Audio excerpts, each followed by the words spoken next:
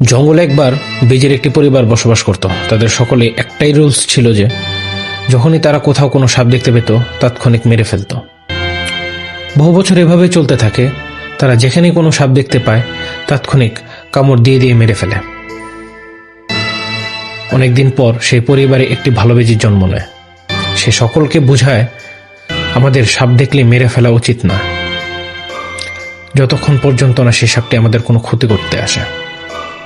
তখন পরিবারের সকল বেজি বলে উঠল, এই বেজিটি আমাদের থেকে বেশি বুঝে। তখন তারা সকলে মিলে তাকে মেরে ফেলল। এই ঘটনাটি দ্বারা একটি জিনিস বুঝে আসে যে সমস্যাটা হলো আসলে ভালো হওয়া না, সমস্যাটা হলো একা ভালো হওয়া। যখন সমাজে কেউ কোনো ভালো কিছু করার চেষ্টা করে, সমাজের সবাই মিলে তাকে পিছনে টেনে ধরার প্রচেষ্টা চালায় এবং ভিতর থেকে তাকে মেরে ফেলে। কথাটি তেতো কিন্তু সত্য।